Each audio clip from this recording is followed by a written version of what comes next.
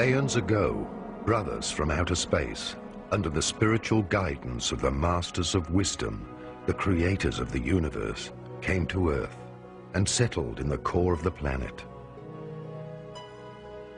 Their task was to prepare the surface of the planet for the development of higher forms of biological life and for the reincarnation of souls destroyed in the atomic explosion which had shattered the planet Melona, Lucifer, located between Jupiter and Mars.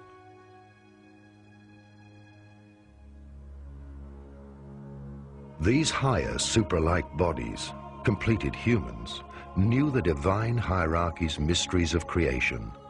They were aware of the planet's inner logos, whose consciousness gave birth to unique soul groups, each able to incarnate at different times.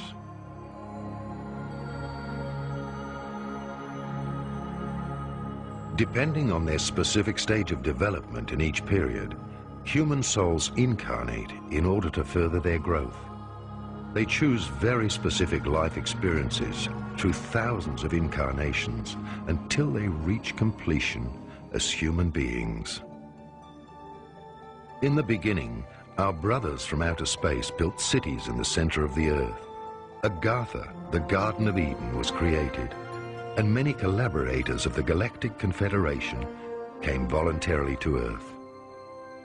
All colors and races of humanoids contributed their genetic material, as well as their plant and animal species, to this biological genesis.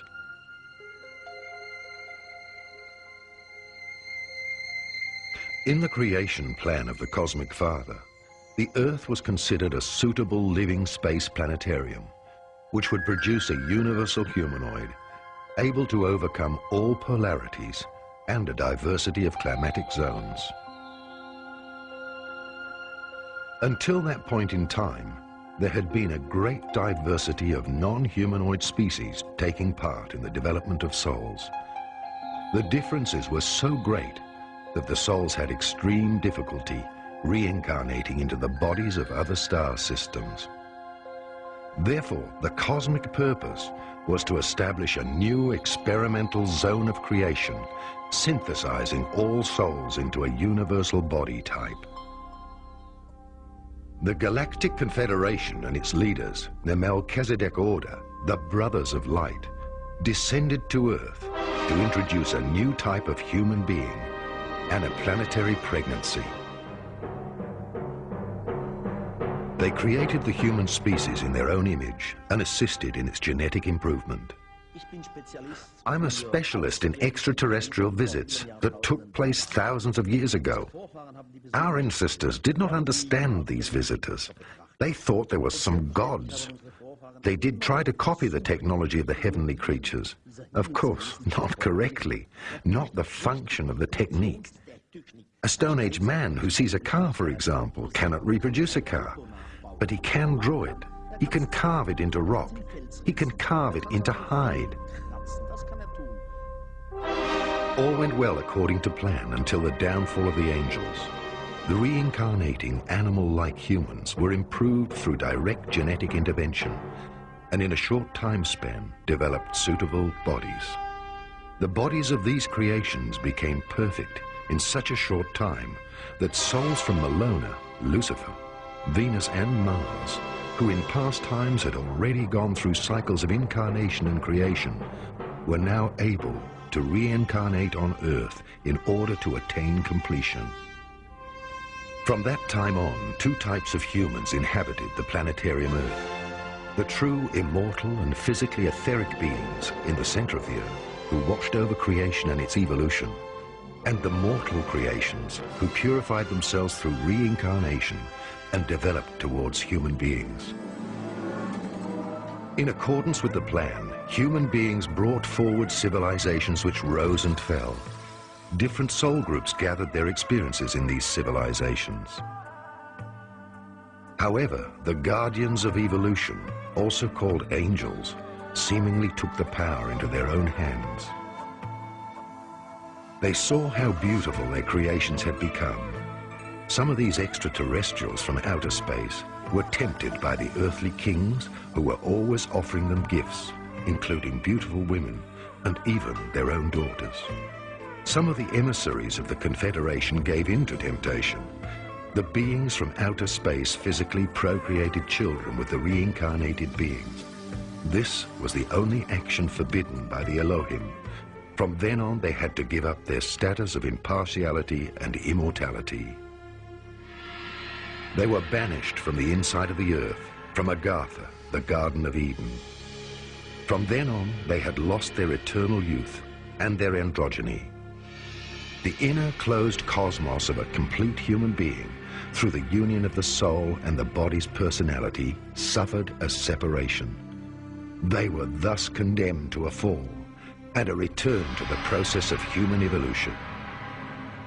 There is a time when the old female Indians tell in the Sanskrit texts that 3 of their Indian cities have circulated around the earth, and the 3 cities are described in detail. The one belongs to God X, the other to God Y, the third to God Z. They are described colorfully in the meeting halls. They're described as manas. These are little vehicles which have come down to earth from these heavenly cities, and often people were given a privilege. They were taken along by the so-called gods, the teachers, in the heavenly cities. And truly, the heavenly cities are described in all detail. But then an argument broke out between the gods. One was called Siva, not the Shiva. The Siva with a C-I.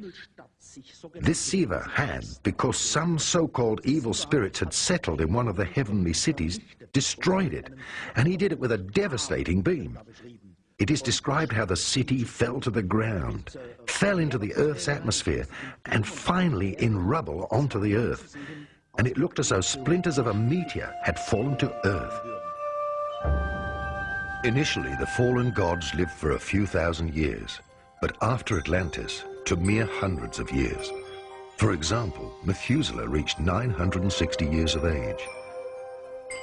Yet the demigods had one consolation. They had paranormal abilities far more advanced than those of ordinary mortals. Through their higher vibrating chakras and energy centers in the physical body, they were still able to make use of their 5 higher senses. They were clairvoyant, clairaudient, clear-feeling, clear-touching, and clear-smelling. Furthermore, they had the gift of magnetism, which they were able to use to heal people. Their knowledge of sophisticated technologies rested in their subconscious. Their extrasensory gifts made them the spiritual guides of the outer world. The prophets, high priests, and magicians of all times have been the souls of fallen gods. Yet all this was part of the Creator's plan, and these souls have made a voluntary sacrifice for the maturing humankind in order to provide it with a light on its path to becoming human and to the Godly Father. Once upon a time, there existed on earth a high culture whose people were filled with the Spirit and knew all the mysteries of creation. These secrets of creation were revealed to them because they lived in harmony with the laws. When human beings choose to live in wholeness and in harmony with the purpose of their spirit and soul, this choice opens the doors to a higher perception, and the universal spirit offers the truth of life through divine inspiration.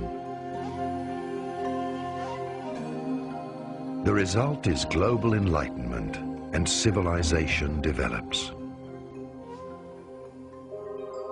In Atlantis lived the 4th root race, which had reached the pinnacle of its development. Its divinely inspired scientists had acquired the secrets of universal energy.